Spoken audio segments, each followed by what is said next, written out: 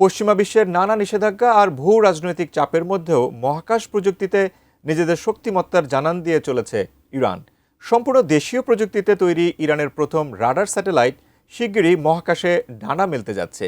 এই অত্যাধুনিক স্যাটেলাইট কি কেন ইরানের মহাকাশ গবেষণায় অত্যন্ত গুরুত্বপূর্ণ এবং এর মাধ্যমে তেহরান ঠিক কী সুবিধা পেতে যাচ্ছে, এ নিয়ে বিস্তারিত জানাচ্ছেন ত্রিবেণী তনু।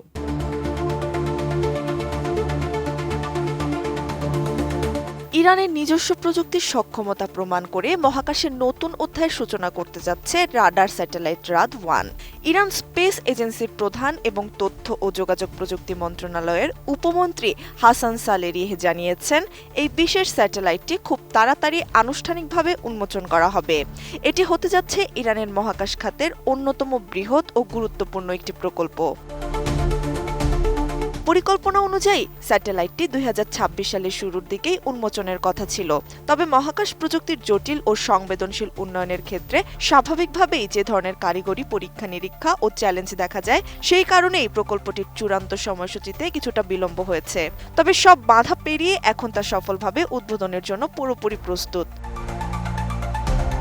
কোয়ালিটি সম্পন্ন আন্তর্জাতিক মানের still bar CSRM, committed for better still.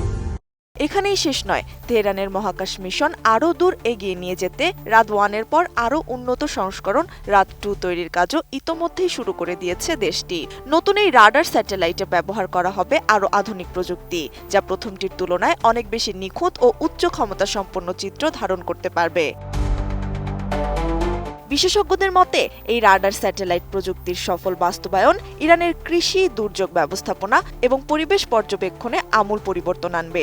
বিশেষ করে মেঘাচ্ছন্ন আবহাওয়া কিংবা রাতের অন্ধকারেও ভূপৃষ্ঠের নিখুঁত ছবি ও তথ্য সংগ্রহ করার ক্ষমতা দেশটির অভ্যন্তরীণ নিরাপত্তা ও কৌশলগত নজরদারির ক্ষেত্রে তেহরানকে এক অভূতপূর্ব শক্তি যোগাবে। ইরান স্পেস এজেন্সির প্রধান আরও জানান, বর্তমানে ইরানের মহাকাশ খাতে বেসরকারি প্রতিষ্ঠানগুলোর অংশগ্রহণও উল্লেখযোগ্য হারে বাড়ছে, যার ফলে ভবিষ্যতে দেশীয়ভাবে নির্মিত মাইক্রো ও ন্যানো স্যাটেলাইটগুলো থেকে আরও উন্নত মানের ভূতথ্যভিত্তিক সেবা পাওয়া সম্ভব হবে। সামরিক চাপ ও আন্তর্জাতিক নিষেধাজ্ঞার বেড়াজাল ভেঙে ইরানের এই মহাকাশ যাত্রা মধ্যপ্রাচ্যের প্রযুক্তিগত সমীকরণকে আরও বদলে দেবে বলেই মনে করছেন বিশ্লেষকরা। ত্রিবেণী তনু, ATN নিউজ।